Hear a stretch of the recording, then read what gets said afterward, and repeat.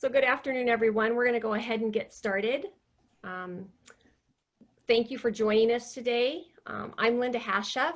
I'm the Executive Director for Opportunity Alliance, and we're very excited to launch our series today, Pathway to Racial Economic Justice.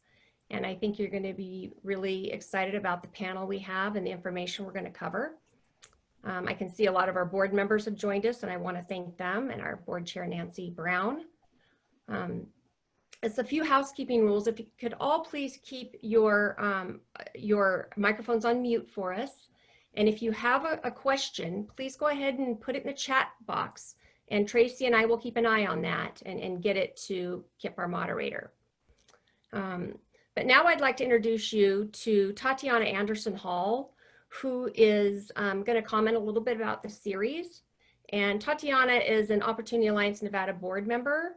She also is the Teen Services Director for the Boys and Girls Club of Truckee Meadows and has been there for about 17 years. She's passionate about financial literacy, and she is a strong representative for us and a great board member. So Ta-Tiana, take it away. Thank you, Lynda. So basically, since our origin at Opportunity Alliance Nevada, our vision and our mission has been to build financial stability and self-sufficiency for all Nevadans. We bring together resources and people from diverse and different socioeconomic backgrounds in order to investigate and understand the barriers faced by those struggling economically. We work to build pathways, just like the name of this cool series. The pathways are to build solutions and self-sufficiencies. With the recent national events related to racial injustice, we wanted to provide a forum to discuss pathways to racial economic justice. We stand in solidarity with the fight against systematic racial economic disparities and the historic financial oppression of people of color. We are inspired by so many people in our community who are using their voices and making change. We see you, and we're here with you. Let's talk about it. This forum is intended to be open and direct, for all the focus will be on financial and economic factors. Specifically, we ask that the conversation remains respectful and thoughtful. We do not view ourselves as experts on the topic, so we have to So we've invited a few national, state, and local experts to lead this very important conversation. Today we will discuss wealth disparities, and we have a very experienced, engaged, and passionate panel to lead this conversation. Right now, I would like to introduce Kip Ortenberger, who is our host and moderator. He's coming from Vegas PBS of the Nevada Week Show, and he has graciously agreed to be the moderator for our series. Welcome, Kip. Thank you, Ta-Tiana. Thank you very much. Thank you to Opportunity Alliance of Nevada board members. Thank you to all of you that have joined us. We really appreciate you being here and taking the time. And thank you to our panel as well for your time and your expertise. Really looking forward to this discussion. I wanted to give you just some quick bios on who we have on our panel. We have Emanuel Nieves, Associate Director of Policy at Prosperity Now. Emanuel's work informs and mobilizes advocates across the country to push for policy change at the federal level to expand economic opportunity. He also leads Prosperity Now's work on predatory lending and coordinates the assets building policy network. We also have Solana Rice, co-founder and co-executive director of Liberation in a Generation. Solana is a dedicated advocate aiming to shape the most vibrant, inclusive, and sustainable economy this country has yet to see. Prior to starting Liberation in a Generation, Solana was Director of State and Local Policy at Prosperity Now. We also have Joselyn Cousins, serves as the Regional Director for Arizona, Hawaii, and Nevada, and manages the Community Development Field Group at the Federal Reserve Bank of San Francisco. The Federal Reserve Bank of San Francisco partners with financial institutions, community-based organizations, and government agencies to address pressing community development needs impacting low-income neighborhoods and households. We appreciate you being here, Emanuel, Solana, Joselyn. Thank you so much. I wanted to start the conversation just briefly giving some initial context, if for nobody else's, maybe my own edification itself, on what is a wealth gap here. Again, framing this in the purpose of our conversation here. And Solana, I wanted to start with you. Can we give a good definition of exactly, when we are talking about a wealth gap during this forum, what exactly are we talking about? Yeah, thanks, Kip, for starting us off. And before I answer that, I just want to say that I am so pleased to be here with you all. I've worked with Tracy and Nancy and Lynda for several years, and I'm just so proud of Opportunity Alliance for having this conversation. This is a tough moment, and it takes a lot of courage. So so pleased to be here. So wealth. What is wealth in the first place, right? You are the OANV, you know that wealth is what you owe minus what you own. And that's a technical definition, sure. And when we look at what Black people own and what white people own, we see a huge disparity, hence the racial wealth gap, right? So, you know, we have, and we're talking like tenfold, right? We're talking like many fold that Black wealth is less than white wealth. Same with Latinx wealth. So Emanuel and I, when we worked together, Emanuel spearheaded a fantastic set of reports about that wealth gap. So I'll let him talk about that. But I want to circle back to what wealth is besides what it is technically, because I think that's the origin of this conversation, which is about economic justice, right? That wealth is a proxy in this nation for power. Wealth is a proxy in this nation for freedom. And so what I want you to hold on to in your work, and I'm sure you do this, is thinking about not only that we're just building folks' assets. And it's not just wealth for wealth's sake. It's not just, oh, I just want to be able to buy more homes or go on more vacations. When we talk about wealth, we're talking about people want to be able to go to a movie. Again, when we are able to go to movies, people just want to be able to like buy an extra pair of shoes or make sure that their kids are supported and that they're supporting the next generation. So we're not talking about Jeff Bezos type of wealth, which I'm sure you can all appreciate. We're not talking about, I think he makes $4.5 million an hour. That's not what we're talking about. We're talking about being able to not only get by, but be able to save and determine your own future and have something for your children. So when I talk to people, that's what they're interested in terms of wealth. Emanuel, would you like to add to that definition? Yeah, so I 100% agree with Solana, and similarly to Solana, thank you to OANV and to everyone else who's joined the call today. I'm also, very happy to be able to be part of this conversation, and happy that folks want to continue having these conversations, as Solana mentioned, which can be, very hard to have. So just to add, I think to Solana's points, I would say, the last piece that she had mentioned about getting by and getting ahead, I think, we tend to think about wealth and income in that way, which is, income allows, families, individuals, folks to get by. Wealth allows them to get ahead. Wealth is really, it's not just, like Solana said, about having, money in the bank. It's about having options, about being able to weather a financial storm,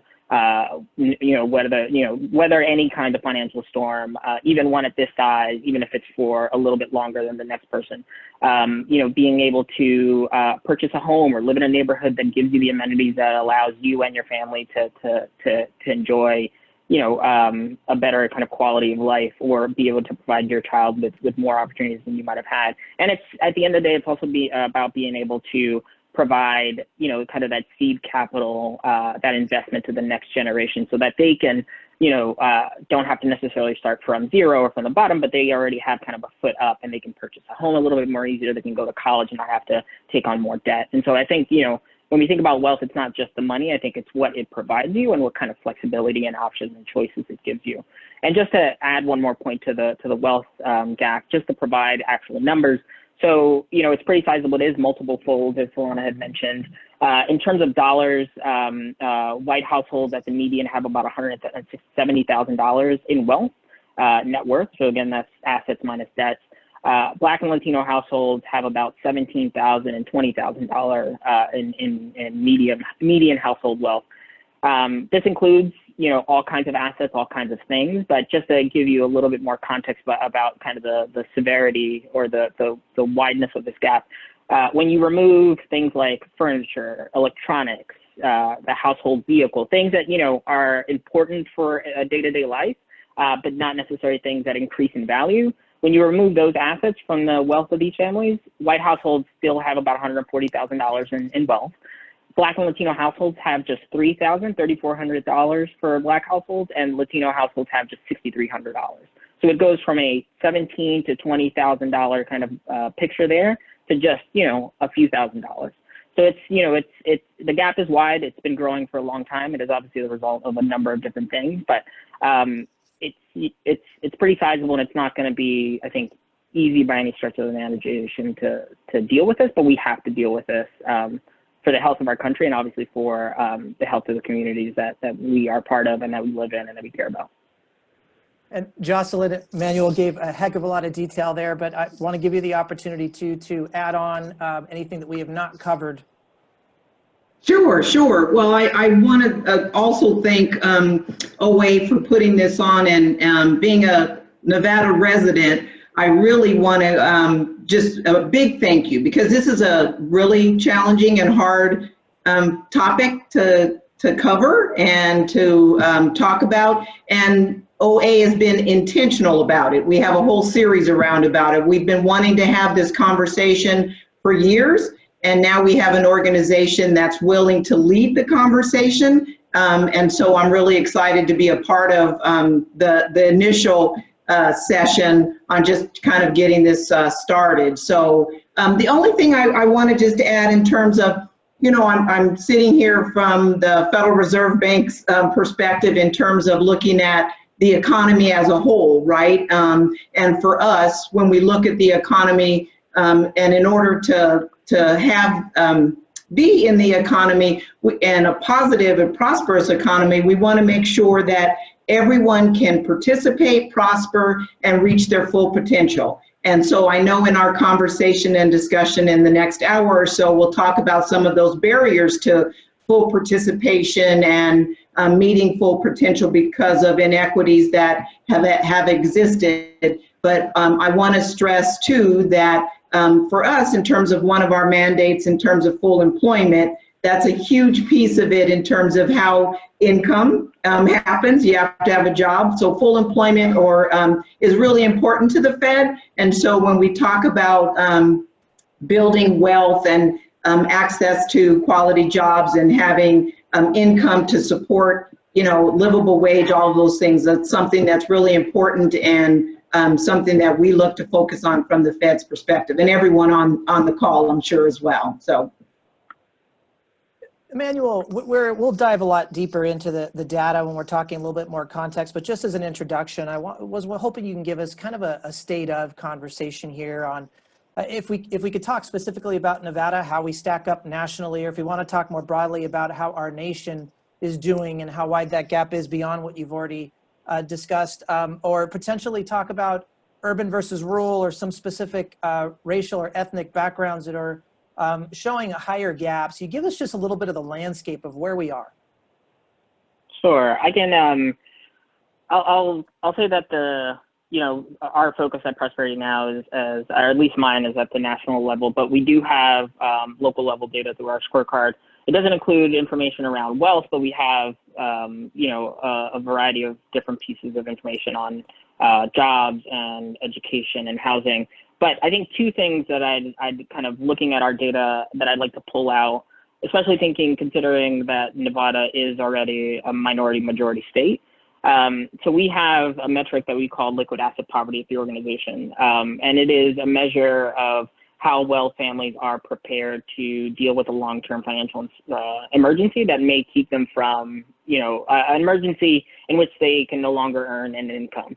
And we define that kind of measure and the time that a family would need to kind of be liquid asset poor, not poor, is about 3 months. And for a family of 4, it's about $5,400 if I remember correctly. So essentially, that money is just to survive at the federal poverty line, so basic necessities for 3 months if that family lost their income. In Nevada, again, a state that where communities of color are the majority of the population, white households have a liquid asset poverty rate about 16%. Households of color overall, that rate is about 45%. Nearly 3 times the level of liquid asset poverty between those two groups. And so for a place like Nevada, where communities of color outnumber, white households in terms of the economy, and what Joselyn was mentioning, having that many families, literally one financial emergency away from economic ruin, is catastrophic on a whole range of levels, personally and for the economy. Families can't afford to pay for basic necessities or pay rent or pay their mortgage, just as a cascading effect. Another data point that I'd just highlight here is, poverty, just income poverty, the kind that we all are generally aware of. Again, in Nevada, white households have about a 17% poverty rate, which is quite high, but Black families of color are far more likely to be experiencing and living in poverty. And so Black households in Nevada, 25% of them are experiencing poverty. Latino households, about 20%. Native American communities are about 30% more likely to be living in poverty. And so, you look at our data and you can look at all the other, any other pieces of data, and the odds are that you'll see disparities in each category that you look at. So I'll leave it there just to give you a sense. And can you give us just some sense on a national level then? How do we compare on what the national average is there? I mean, are we showing a greater disparity than other states are? So at the national level, nationally, 40% of households are liquid asset poor. In Nevada itself, it's about the same. So it's equal. Well, actually, no, I lied to you. It's about 40%, 36% at the national level. Nevada, it's actually a little bit higher. It is 47%. So it is high, it is a higher rate, at least at that liquid asset poverty score.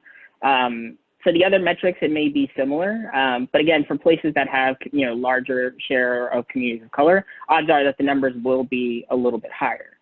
Because what we know from the data and what we know from our experience is that communities of color are just, living in financial situations that are much more precarious than communities of color, than white communities or white households. I want to switch the conversation and talk about the historical perspective here. And we were kind of planning not only this forum, but the entire series. Historical perspective comes up time and time again. We've seen with the George Floyd murder specifically, and recent police brutality, that there is more talk about looking back at our history and getting a much better sense before we can then move forward and understand how that policy is then has informed and influenced where we are, but then where the change can be. Joselyn, beyond my own definition of that, I wanted to ask you specifically, understanding historical perspective, how important is this to the conversation? Why is it so important to our conversation? Absolutely. Thanks, Kip. So one of the things, I always talk about, and I know Emanuel and Solana heard this from me, because I look at in terms of how do we look for or determine a path forward. You have to look at how we got here. And so it's not like this happened yesterday. It's not like it's been decades, but it's been hundreds of years that, inequities have been around that have led us to where we are today. So when we look at, institutional racism, and we can define that as the systemic distribution of resources, power, and opportunity in our society to benefit people who are white versus people of color. So, and I want to highlight that power word, because Solana brought that up as something that's really, really important to, focus on. Is power opens up a lot of doors, right? And so when power is taken away from people, it extends their limitations. So, if we look at some examples of institutional racism, include, go back in time to slavery and settlement and Indian reservations and segregation and, intern camps. So there's a lot of things that have taken us to where we are today. And I know Emanuel and Solana are policy experts, but if we look at some other, policies too, and look at Jim Crow, you can look at redlining, you can look at a lot of contracts that have around mortgages and such that have led us to where we are today, that have limited abilities and for communities of color. And then fast forward too, also in terms of today, examples include racial profiling, which, that speaks to, some of we hear about it and read about it all the time, but there's racial profiling happens all the time. Things as similar, and we've seen a lot of this on the news lately in terms of stereotyped racial caricatures from institutions like the Indian mascot for the Redskins, right? So those are modern day examples of racism that kind of still keep us where we are today. So, but, and then there's, and we've had some elimination of policies and some changes, but yet and still, racism still exists. I can focus on one, having being a bank regulator. In 1977, which is not that long ago, the Community Reinvestment Act was enacted to, to combat redlining. And so, but we still see neighborhoods where, Black and brown people can't buy homes or can't give mortgages. And so, we sometimes make one step forward and then two steps back. So, and I want to keep that in mind when we talk about looking at, the 1800s, but 1977, that is not that long ago when we look at, things and policies that, that started to make change happen, but have not gotten us to where we need to be. Yeah, Solana, let's talk a little bit more about this. 1977, but we're also talking about history that goes back to the times of slavery. I mean, when we're talking about wealth gaps here and we're talking about economic injustice, do we need to go back to that far back to the 1800s to really get an understanding of where we are before we can get to where we are now? Yeah, I so appreciate the question, because I think in our heads, at least I've heard, well, that was then. That was a different time. We don't have racism like we had back then. It's because we don't need racism like we had back then, because we've codified it into our laws. So we don't have to rely necessarily on, hate groups to continue racism, because we've decided, well, let's just put it into the ways we regulate. Let's just put it into the ways we regulate how people move through the economy. Let's regulate where people can move, where people can have jobs, right? Right now, 90% of jobs are racially segregated. My friend over Rebecca Dixon at NELP gave that statistic, and it actually it blew my mind. I was like, wait a minute, really? 90% of jobs are segregated, racially segregated. And we see it over and over again. I think it's so important to go back to history, because what it gives us is not like, oh, what we should be avoiding necessarily, because we can always say it was a different time, it was a different place. But it actually shows us a pattern. And the pattern for us at Liberation in a Generation is what we've seen is that racism is profitable. So just like wealth isn't just for wealth's sake, racism isn't just for racism's sake. It's, for some people, it's about hate, sure. And for some people, it's about bias.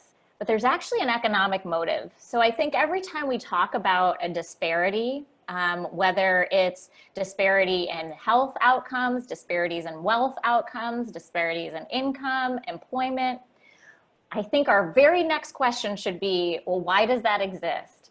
And I don't think the answer should ever be, well, it's because so-and-so is lazy, or it's because they just haven't tried it hard enough, or they should just go get a job or just go get education.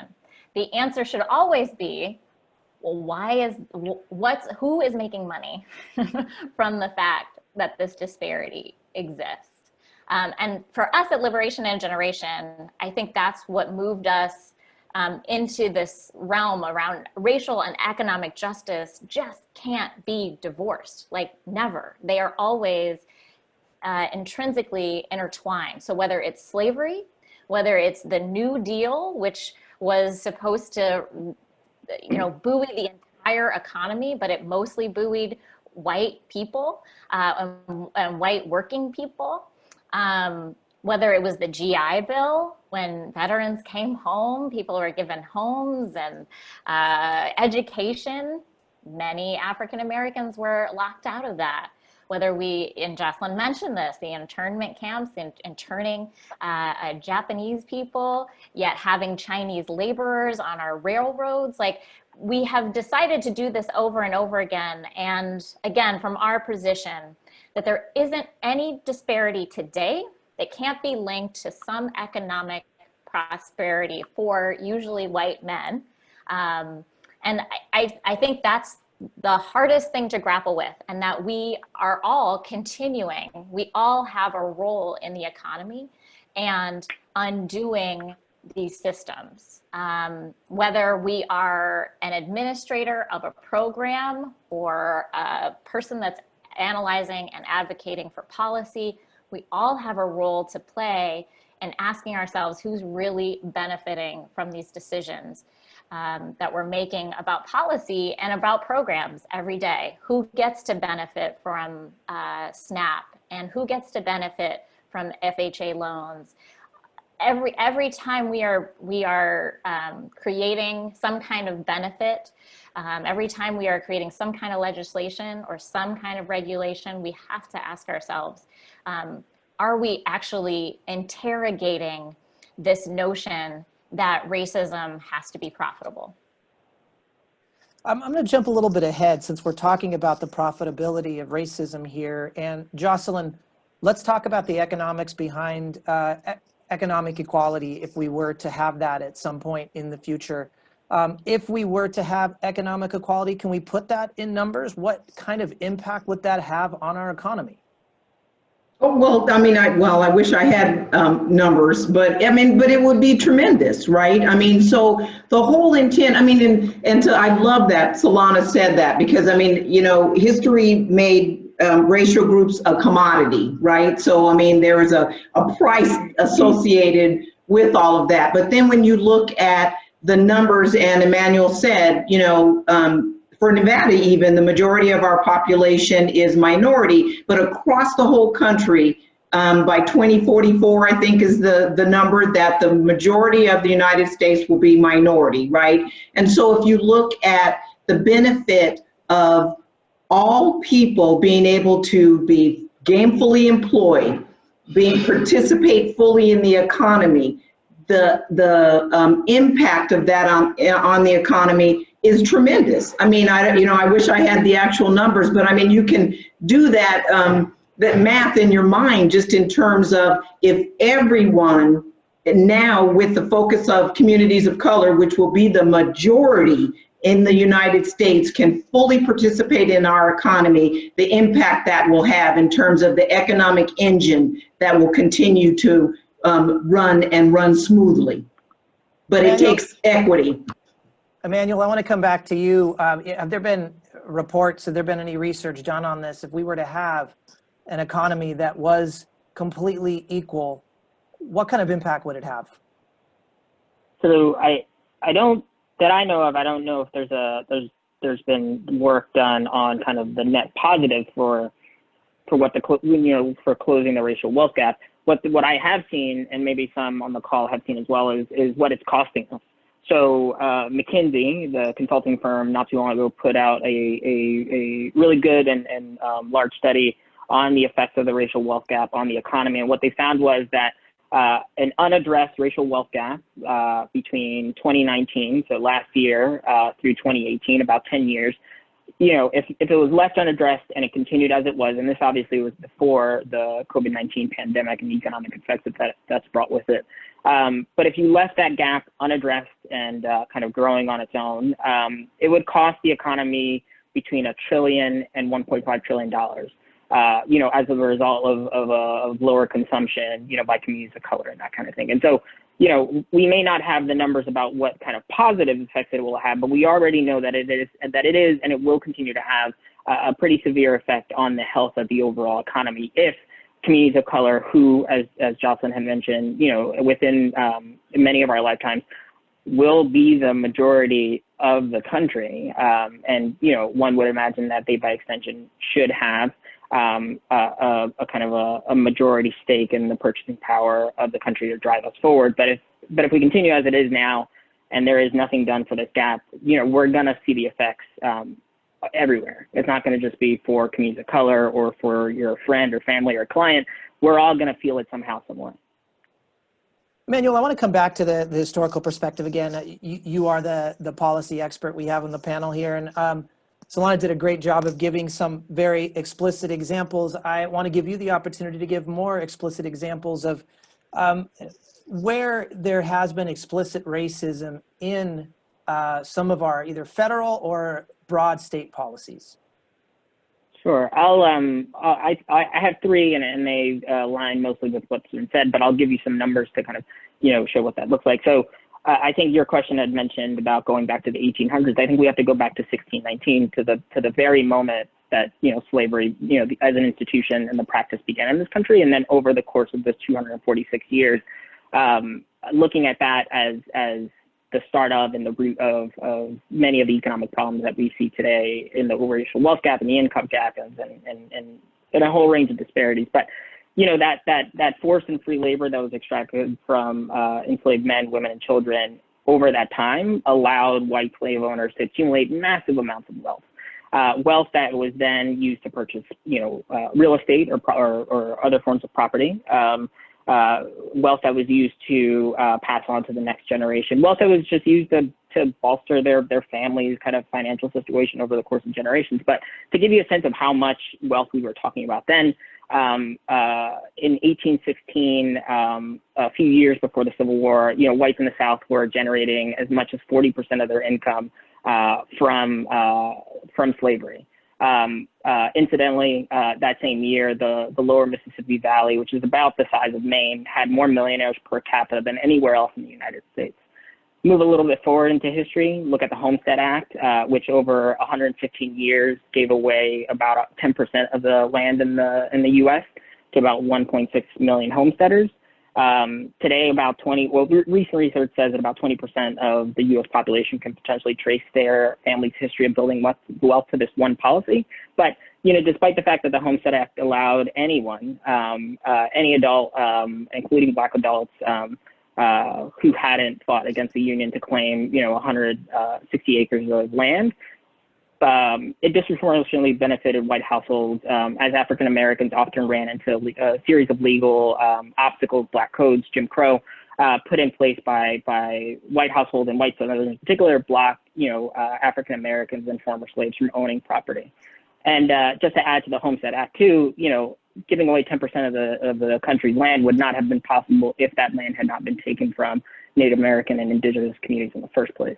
And then finally, it was mentioned earlier, but I think by Solana, the New Deal. And so looking at the National Housing Act in 1934, that's another one, and that's a really big one that had led to a lot of the disparities that we're seeing here. But it was created in the aftermath of the Depression to get banks back into the business of doing lending in the housing market space, and it really created the foundation, created the FHA and other institutions that would go on to create the foundation of today's modern housing finance system.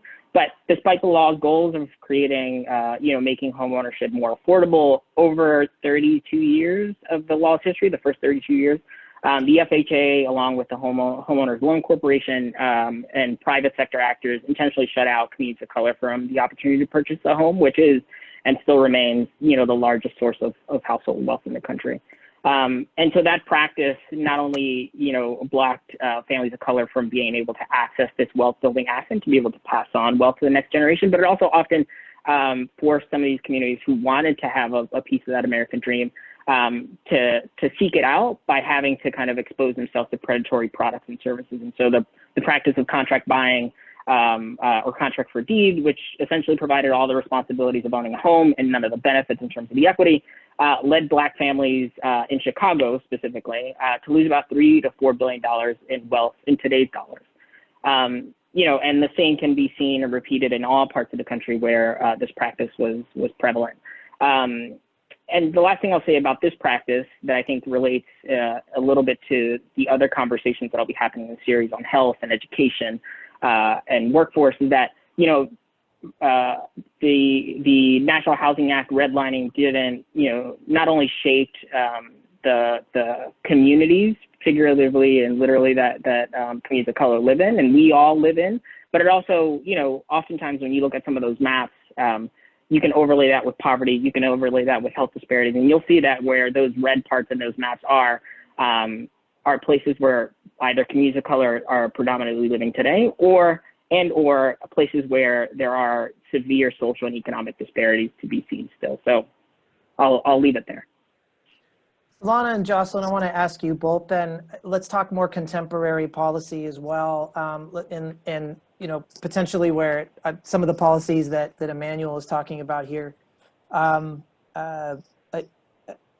there examples of implicit bias? There's been significant policy reform since pre-World War II, post-World War II, through the civil rights. That doesn't necessarily mean that of course, that the policy does not have racist tones to it. You give us some examples of policy that maybe on paper, any general population that would read it, there doesn't seem to be any implicit potential bias or any type of racism there, but there most definitely is. Solana, I'll start with you. Yeah, I think, and this is something that's close to Emanuel's heart, I know, but the tax code, right? We often think about the tax code as being very race neutral, but as a matter of fact, we've given a lot of priority to those who own wealth. We've given them a lot of leeway. They don't have to pay a lot of taxes. As a matter of fact, in this last tax bill, white households benefit from that last tax bill like 2-3 times fold than Black taxpayers, right? And that's to say nothing of Latinx taxpayers. I think even in this recovery, we're seeing relief packages that are missing huge swaths of people of color, especially essential workers. So you think we've pumped millions of dollars into corporations. And again, this looks like pretty race neutral, right? Because we're like, well, we got to get the economy going back. The corporations are our engine. So let's make sure they're on their feet. But we did not supply any support to ensuring that those workers who are essential workers, that they are able to keep their jobs as a result of these corporations getting support. And even the small businesses that we wanted to support, we provided loans, right? But you had to know somebody at a banking institution and at a financial institution. You had to have a relationship. And guess what? Again, we've seen time and time again that entrepreneurs of color don't always have these relationships to actually draw down. So we've again codified and put in proxies for race throughout several of really all, like I think you could almost look at any policies, but we've baked it into the ways that we are developing our responses. And I think this is a moment, and I think this is a call for all of us, that this is a moment when we have to really ask, is this all broken? How should we be thinking about this completely differently? And what are the strictures that we have set for ourselves as practitioners, as program managers, as advocates? What have we said, oh, we can't touch that? Because guess what? It's time to get into those issues. So I think that just briefly looking at especially the COVID moment, when we see that like 27% of essential workers in Nevada, this is just in Nevada, are foreign born. And how are we supporting folks that are essential to our economy? I mean, if they are the most important, are they getting hazard pay? Are they allowed to unionize? Are they allowed to keep their jobs? These are real questions. If they are essential, then what are the policies that protect them? Yeah, great point. And let's pivot off of just the COVID conversation a little bit, how it is shedding light potentially on what some of these gaps are, and that those gaps are, as you mentioned, being exacerbated. Joselyn, let's talk a little bit about on the policy side. First off, the COVID crisis itself, of course, we're talking about relief and recovery right now, but let's look a little bit forward in long-term recovery. Does this open the doors to real policy change, do you believe? Ooh, that's a tough question. Well, you know what, I think I'll say this, because I was going to use the disconnect in terms of for small businesses and of color, minority businesses. I mean, Solana laid that out perfectly in terms of here we had these lending facilities and these resources that would help small businesses kind of last through the crisis, and minority businesses couldn't access it, right? So either they had too few employees, they didn't have relationships with banks, or, there were so many, of the requirements to access this funds that minority businesses couldn't access. And we have to look at the impact of business for the economy. So in terms of how we look at it is that our economy moves because of small businesses, right? And we're not talking the corporations that have 10,000 employees. We really are talking about small businesses that have 50 employees or less. Those are the small businesses that really are the economic engine for us. And so then we look at, many lending facilities, kind of locked them out. So one thing I think in terms of that, having these discussions is now raising up the awareness about, when we're looking at these new policies, these new lending vehicles or these financing supports, let's take those things into consideration. And so as we continue to hopefully revamp and, these funding sources, we have to take that into consideration. And I think many people have been vocal. The Fed is looking at how our lending facilities need to be revised in terms of just those pieces and how we're accessing that. We're having those discussions. I mean, we're looking at, we have a lending facility that we're looking to offer it to nonprofits, but it was going to be larger nonprofits that had 50 employees or more. When we look at nationally, nonprofits, I think the average is 7 employees or less in terms of nationally nonprofits. So here we are looking at a facility to assist nonprofits, and the lower tier is 50 employees or more. So, and we're having those conversations and looking at that. We did a tremendous amount of outreach to nonprofits because they're the service providers that are going to help lift people out of poverty, right? Along with policy, it is the service providers that help do the heavy lifting as well. And so they're an important part for us, and we did have to revisit that. We did some outreach to nonprofit partners to say, does this lending facility even look good to you, and would you use it?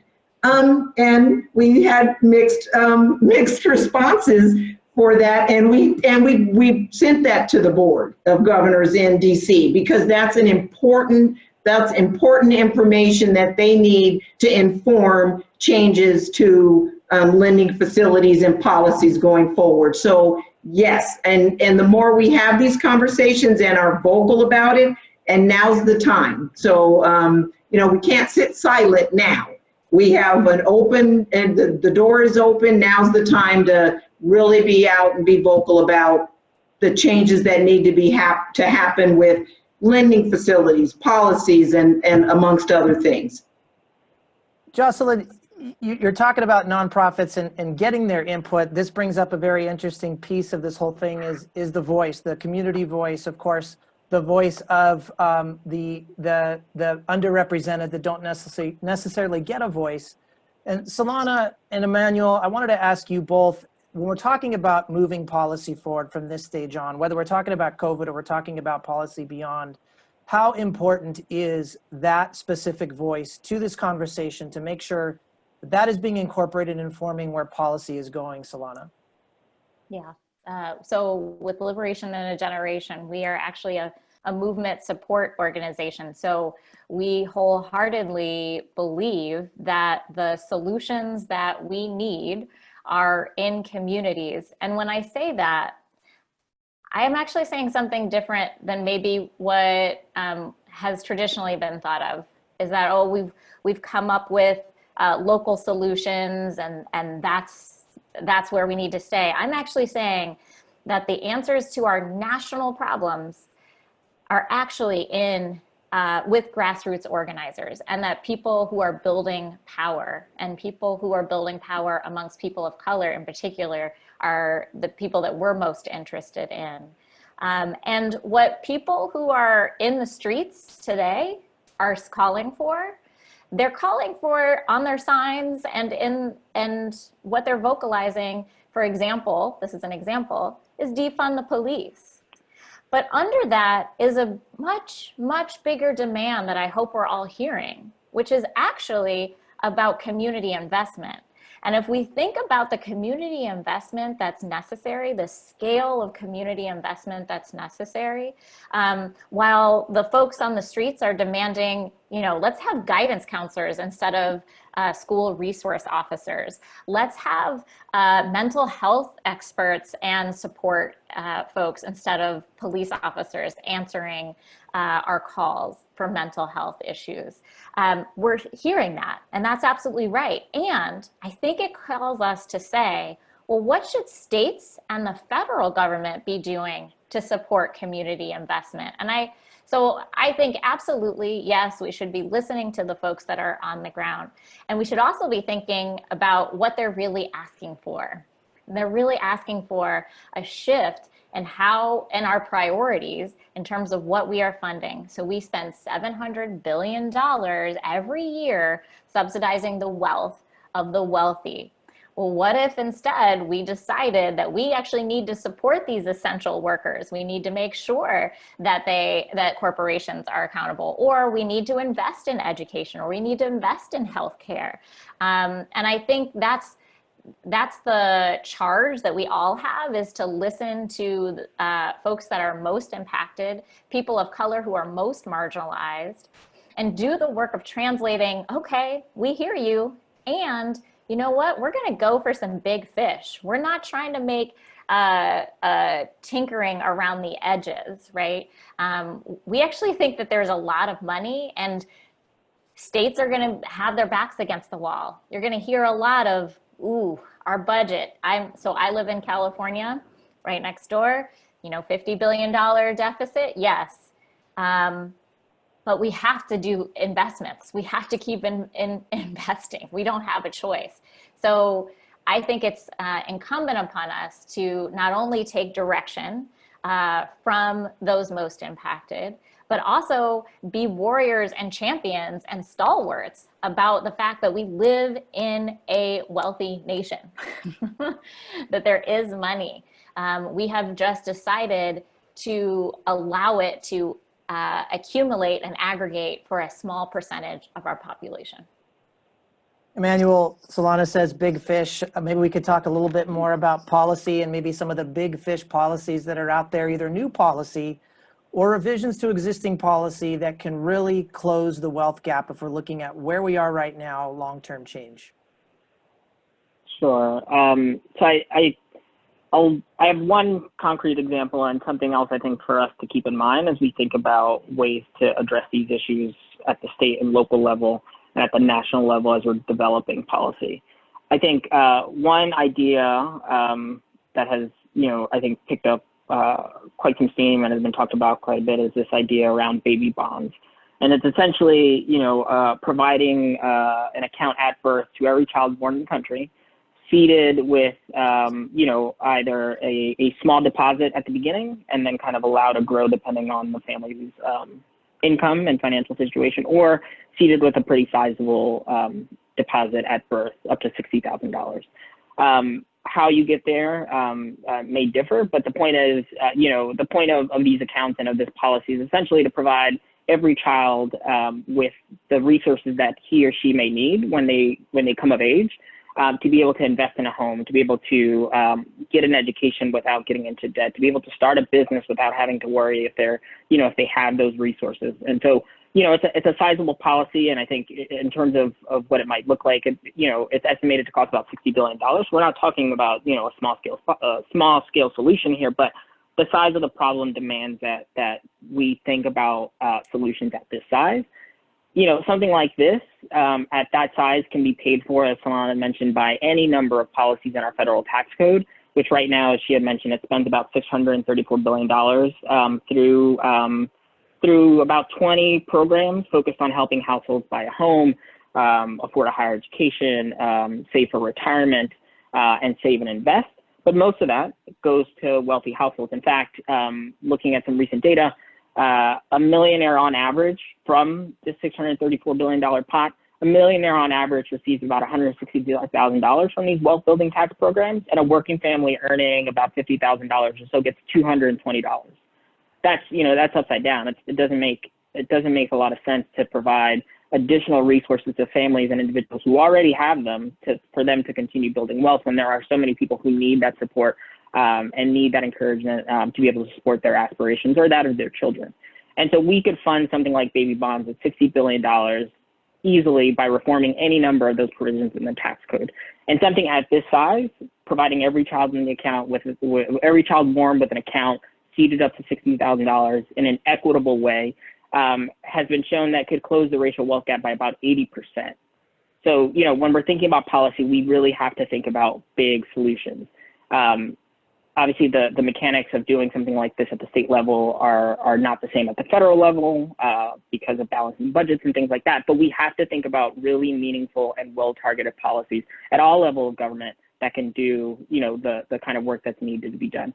And so the meaningful piece here is the other point that I wanted to make is that, when we're thinking about reforming different systems or enacting new policies to address these racial inequities that we've been talking about over the last hour, whether that's in lending, education, workforce, that kind of thing, we have to have a racial equity lens at the center of designing those policies and of questioning those policies and of questioning the regulations that go with those policies. Because, without that racial equity lens at the center of that work, you could redesign systems a million different ways. And odds are you're just going to be right back at where you started or worse. And so just to close here, there's been debate for some time now about canceling student debt. We have a pretty sizable student debt problem as a country. Something like $1.3 to $1.6 trillion in outstanding debt is out there in student loan debt. This is lifelong debt. And so it makes sense, and maybe selfishly as a former student who carries some of this debt still, it makes sense to have a conversation about canceling this debt. There have been some proposals that call for canceling all debt, and that sounds great on the surface, but when you look at what that means, if you cancel all debt without recognizing that different individual students, families sit at different levels, what you'll end up doing is you can cancel everyone's debt and people will be financially better at a personal level, but the racial wealth gap will not only exist, but will actually increase because those people who are already doing pretty well but may have had student debt will now be kind of free of that debt and now have an even higher cushion.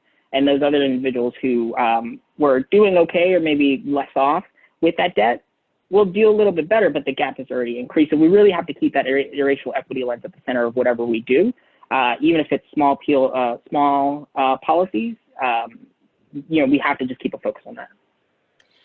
I'm wondering if I can jump in quickly too, just to add to a list. With Liberation in a Generation, we think about our policies in two buckets, which are dismantling oppression and building liberation. And Emanuel spoke to a couple of things that are in our building liberation piece. And I think we have to always be thinking about what are the things that are also holding us back, right, from actually building wealth. And for too many Black and Latinx people in particular, the criminal justice system is not working for us. And I think that's what we're seeing in the streets, right?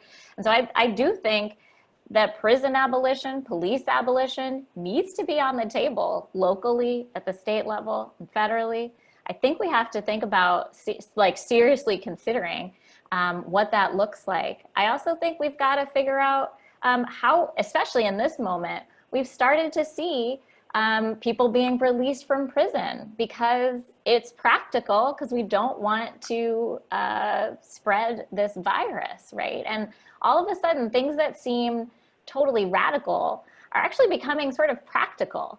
And we're seeing sort of what I think are, hopefully, what I'm hoping with all of your partnership, are sort of these gateways into different types of policies. So we've also just decided that we should be sending out checks. Well, we have a policy name for that. It's called basic income. And it's not a new concept. FDR introduced it. Martin Luther King also was a proponent of basic income. I think it's now time to really seriously consider what it would look like if everybody got an income, some kind of income, whether or not they worked. Because again, we live in a wealthy country. I think also you all will talk more about this, about housing and healthcare later on in future series. But I do think we should think about what does it mean for every person of color. From our perspective, we are most concerned with every person of color having a place that is home. So having shelter, having some kind of home. And the People's Action has been doing amazing work in talking about a homes guarantee. And what would that look like? What would social housing look like? I think these are, and Joselyn mentioned full employment. What does a job guarantee look like? If we know that people of color, Black and Latinx people especially, have faced discrimination throughout our entire time in this country as workers, what would a job guarantee? If you wanted a job, you could get a job. What would that mean? It would mean that our corporations actually have to respond, because they would know that we could go somewhere else to get a higher paying job. They would know that we are valuable, right? And if we want to work, we can work. So I do think it's time. Again, I think what COVID is unveiling is that some of the practical things that we're taking, steps that we're taking to keep people safe, actually just make sense generally and are especially important for the economic liberation of people of color. Well, I have so many follow-up questions, especially to the last point, Solana and Emanuel, you gave, but we're running out of time and I want to give our audience the opportunity to ask some questions. So Lynda, if we can go to get some questions that we've gotten from our viewers here. You bet. Thank you, Kip. Tracy, are you on the line there? She is keeping track. I am, and I don't see any questions in the chat box. Now would be a great time for questions in the chat box. And for those of you who are on the telephone, if you, I guess, just kind of speak up a little bit, if you would like to ask a question.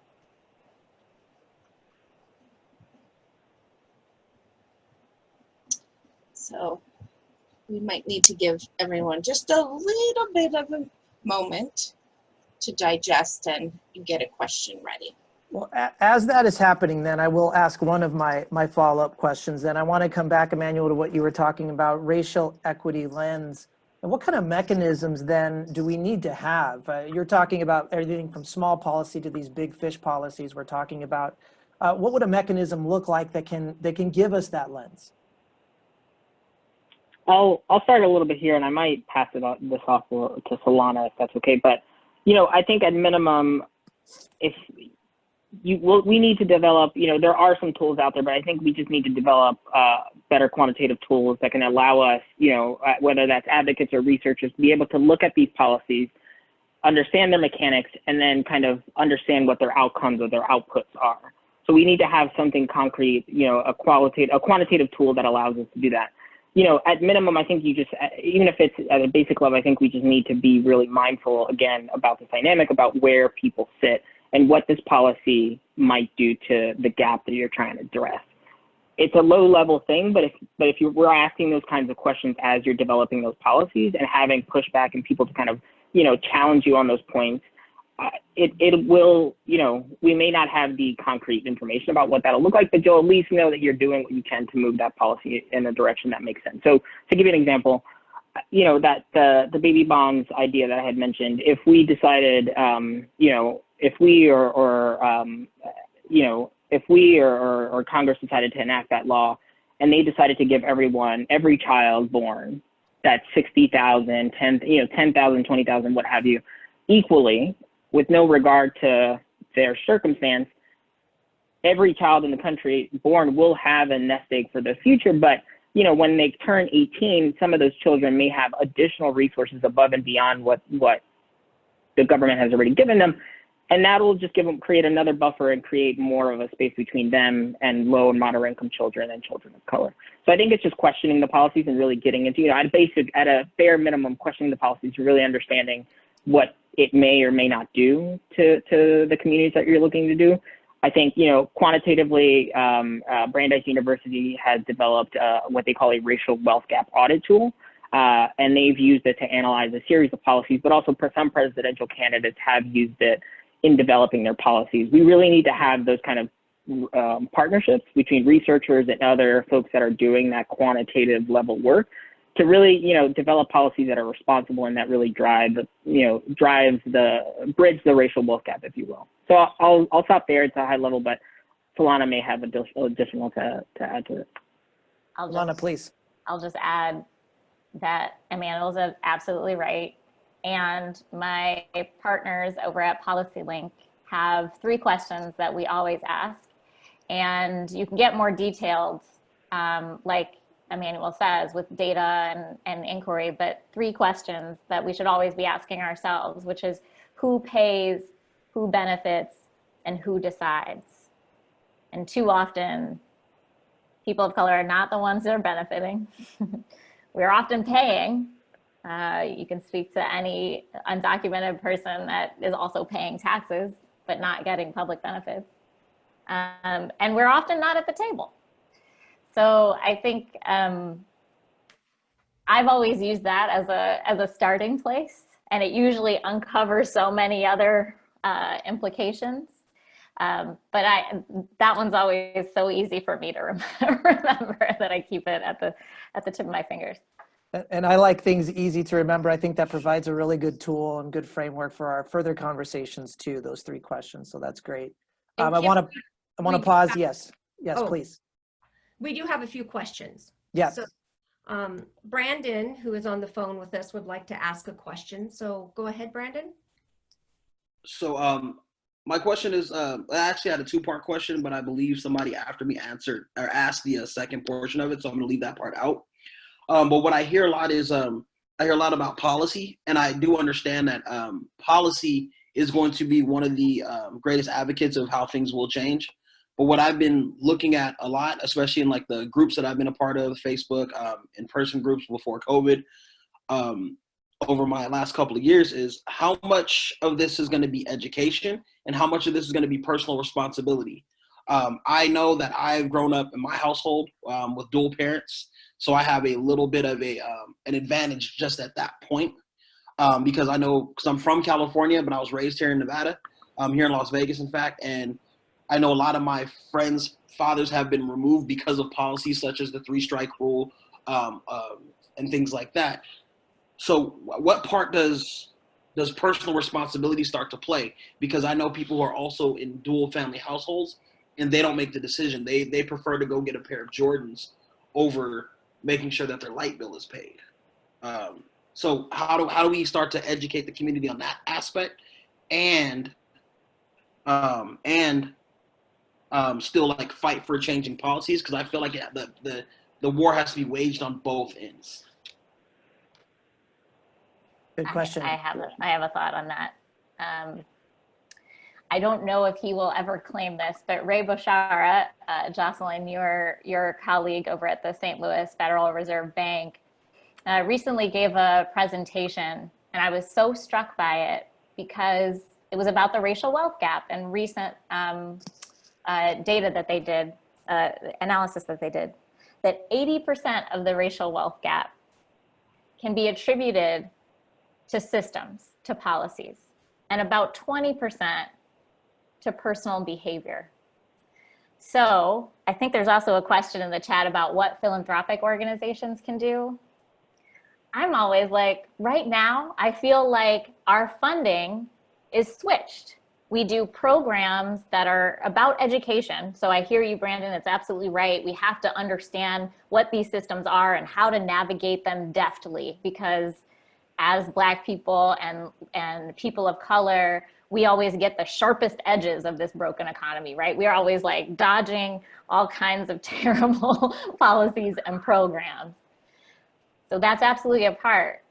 But what if our funders said, let's dedicate 80% of our resources, though, to changing these systems that you all have to navigate, so it's not so hard to navigate them. So we don't have to, so that our credit scores aren't some kind of like invisible proxy for whether or not we can get a job, whether or not we can get a house, whether or not, you know, it's like we can change systems. And so I'm coming at it like my bias is obviously around policy, because I actually think that we as people of color know how to build good policy, because we have to navigate it all, that we have to navigate bad policy all the time.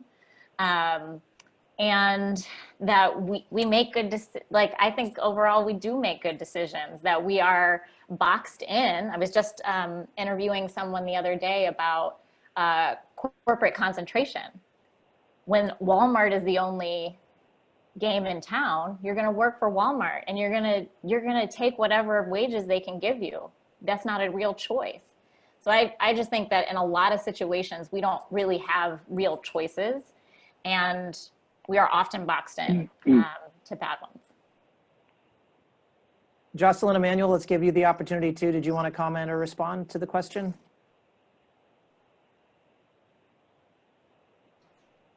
So I'll just add quickly. I echo what Solana had mentioned.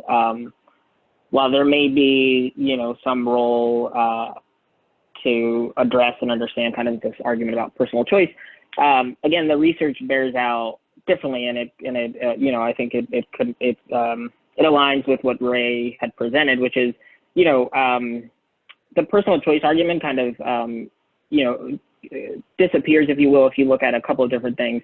And not necessarily disappears, but it's challenged by, two things at least that I know for sure. One, research has showed that white high school dropouts own more wealth than Black and Latino college graduates. And so again, even if communities of color do the right thing and go to school and get a higher education, we're still seeing a gap there between them and someone who dropped out of high school, a white household who a household headed by a high school dropout. And then the second thing, another body of research also shows that single white parents own more wealth than the two-parent household. And so, there may be an opportunity, and there may be, a valid kind of discussion to be had about the personal choice responsibility. But I think, as Solana had mentioned, we have to focus on the systems piece. Because I think if we don't focus on the systems piece and we just make it about personal choices, then we lose the kind of the eye, we lose the eye on the prize, which is we need to reform a lot of these systems to be able to allow families to have better choices, to be able to have the flexibility to make those choices that can allow them and future generations to move up the economic ladder. I'm going to ditto. Yes, that was check. So I don't know that I could add much more to that, but I absolutely agree. Systems change is where you're going to see more, real change happen on the ground. I mean, and philanthropy, that's a big engine to, a big ship to move, to begin to think about having them fund systems change. But I think those sorts of discussions and conversations are happening. They just need to happen a little more rapid pace.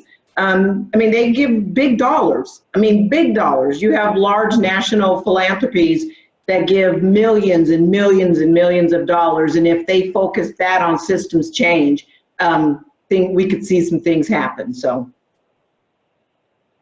Tracy, additional questions? Yes, a question from Nick. What role could philanthropic organizations play with advancing racial equity?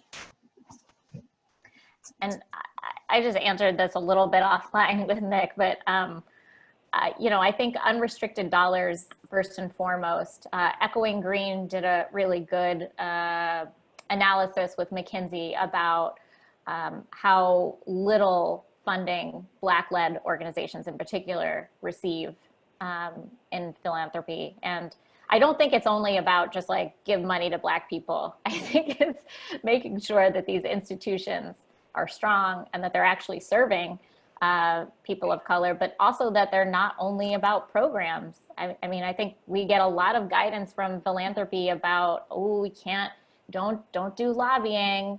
But according to the IRS, we can do lobbying. It's not that we can't do lobbying. It's just that we can only do it up to a certain limit.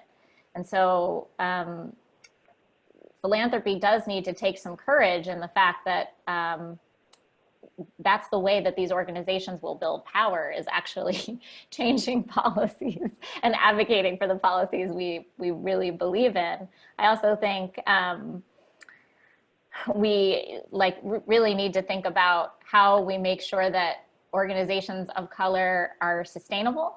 And so how are we making sure that they have strong boards? How are we making sure that they have the flexibility and funding that they need? And how do we make sure that they are starting to get endowments? I'm also just really curious about, from the philanthropic side, you know, I've heard a lot like, oh, we can't talk to our donors, especially at community foundations. Oh, we can't talk to the folks that are running the donor advised funds. I think that needs to change. I think we've got to interrogate that. You know, folks that are putting their money, wealthy people that are putting their money into donor advised funds get all these charitable kickbacks without actually dispersing the money into the field. So yeah, those are my thoughts about philanthropy. Yeah, and I think philanthropy too, why can't they issue, you know, look at their work through a racial equity lens? I mean, you know, they're afraid to call that out, you know. I mean, it's hard. It's one thing to talk about it behind closed doors, but to be very open about, you know what, we are looking at our philanthropy and how we're going to give money through a racial equity lens. We want to ensure that equity happens, or there's equitable outcomes from our funding. That's huge. If they led the conversation with their checkbooks in that direction, that would be huge. And I echo Solana's comment about donor advised funds. And this is me speaking, Joselyn, not the Fed.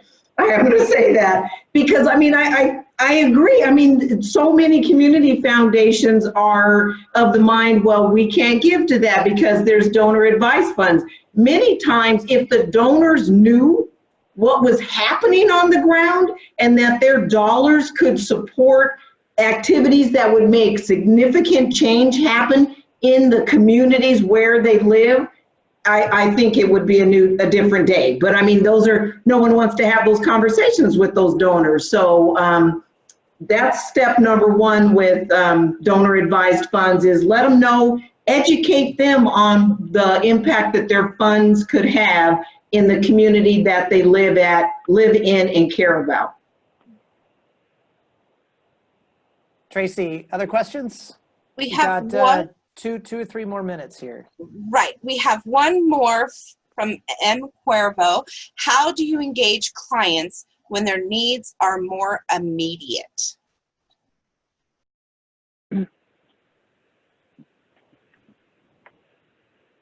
Anybody want to take that one? I have some thoughts, but I feel like I've been talking a lot. So No, please. Well, we come up against this a lot, right? Yes, clients have immediate concerns, and they are absolutely right. I think one thing that I have found helpful is to acknowledge for clients that what they are facing is not only their fault. When I go to presentations and we talk about what is driving the economy, people often feel a lot of personal responsibility about their own situation. And as we said before, personal responsibility is part of it, but it's not the only part of it. So yes, they have critical, like, I've got to get food on the table, I've got to get a job, things like that. Those are absolutely right. And I think as a service provider, one of the things you can do is kind of alleviate some of the mental stress and burden that people are carrying about the fact that they have found themselves in this position without necessarily understanding or knowing that things are really stacked against them. Or maybe they do, but you could just be an additional voice to say, I know that things are stacked against you. I also think that there's quite a bit, like I think, you know, I've talked to service providers, especially in like the tax preparation space, where people feel like, oh, we just can't ask them to do, we can't ask our clients to do one more thing. But I do think providing information about what is happening in your state, especially in legislation, not necessarily saying like go advocate or go lobby, just saying like, here's what's happening, and I just want to be an informational resource, and to encourage people to vote so that they do feel like they have some agency in what's happening.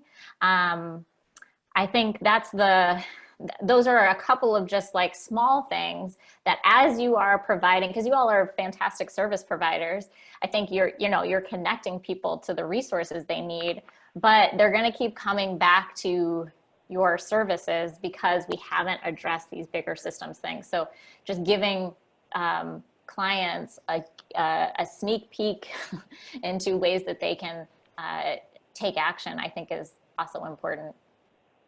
And Joselyn, Emanuel, I want to give you an opportunity to respond to this too, being I was looking at the list last night. We do have a lot of service providers on the call. Other things that service providers can do. Joselyn, start with you.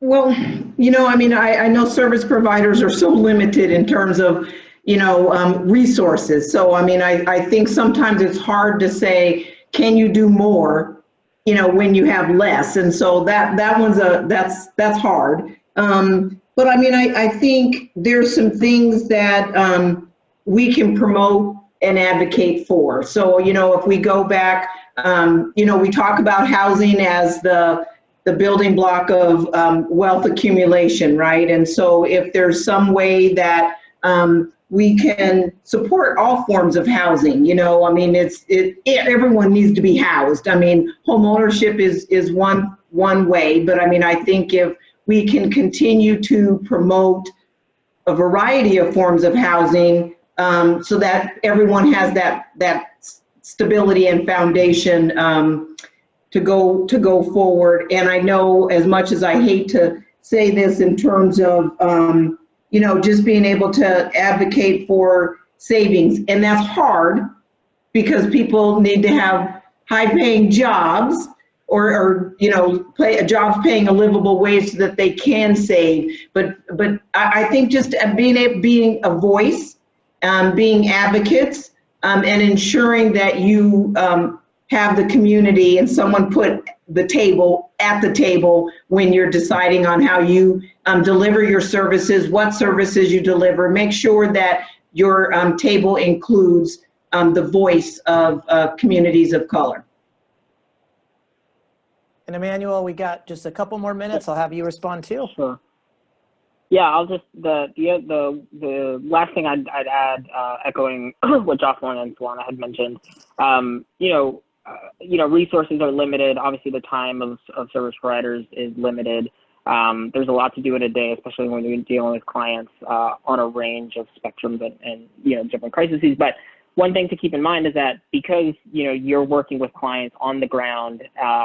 And you're also working with some of the systems that they need to interact with, or that you need to interact with in order to help them. Service providers, on the ground service providers are some of the best policy experts, I think, out there. You know, you may not consider yourself a policy expert, but you interact with these systems day in and day out. You know what works, what doesn't work for your clients. And because of that, you know, you have a lot of valuable information that you can share to policymakers in the state and elsewhere to provide voice to the concerns of your communities and to be able to advocate for system level changes that allow you to better service your clients and for your clients to be able to move up that ladder. And the other piece too, kind of a lighter lift, but just as important is that because you're interacting with your clients, you hear their stories and you hear what works and what doesn't work for them. Use those stories when you're talking to your policymakers or when you're connected to an organization like OANV. If you get reached out for a story, just doing a quick kind of collection of those stories at that moment or beforehand can help a lot. It really does provide from that personal context and personal information for why, policymakers should support this policy or for why a staffer should be on your corner as they're trying to convince their boss. So those are the two things that I add to what's already been said. And really quickly, Emanuel, too, I mean, if you are, if you want to inform where policy is going, I mean, what avenues are the best there? I mean, do you go directly to your assembly person at a state level? Are you trying to communicate directly with your congressional representatives, your Senate? What kind of guidance can you give us there? I'll start in Solana since your organization's focused a lot on this. I think it's at all levels. It's really at the core of it is just build those relationships with your assembly person, with your state senator, with your congressperson. And this is not necessarily to say that you're building an actual relationship with that member. You may meet them here and there. They may remember your name. You may be more kind of in their orbit than others, but it's really about building the relationships with the staff, the people that really, provide them the resource and the information for them to make those decisions. And so, whether that's setting up, a kind of regular calls with those offices, inviting them to your work. Obviously, we're in a time that does not work, but in kind of a more normal circumstances, as you're doing work and servicing clients, invite them to do a tour. It's a really light lift thing, but it provides you an opportunity to show the kind of work that you're doing and how you're using the resources that they're, providing to you, whether at the state level or at the federal level. And it gives you an opening to be able to continue building that relationship. So when you do go back to make those asks at the state level or at the federal level, they listen a little bit more closely. They keep you in mind. They reach out to you. So it's really about building the relationships at all levels of government. And it's as simple as just a phone call to the office, setting up a regular meeting or a conference call just to keep them informed of what you're doing before you dig into, maybe asking for more concrete things. Well, Emanuel, Solana, Joselyn, thank you so much. It was a great conversation. Really appreciate it. We're out of time, unfortunately. Let's kick it back over to Lynda for closing comments. Well, thank you, Kip, and the panel. That was great discussion. I appreciate everybody's input and the folks that attended as well. Thank you. We are going to have a series of discussions on this a series of panels for this discussion. So please keep your eye out. The next one will be on housing. It's coming up next week, same time. We also will be sending out a post-event survey that your feedback would really be helpful to us. If you could please fill that out and get it back to us. I just want to say thanks again for being part of this conversation. It's really important, and invite your friends to the next event. It's open to everyone. So a big thank you to everyone. And Nancy Brown, who is our board chair, do you have anything you'd like to add?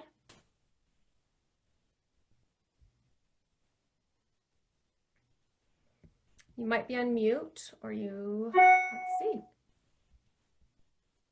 All right, so anyway, I will just say thank you on behalf of Nancy as well. You guys have a great day and stay healthy. Thank you. Bye.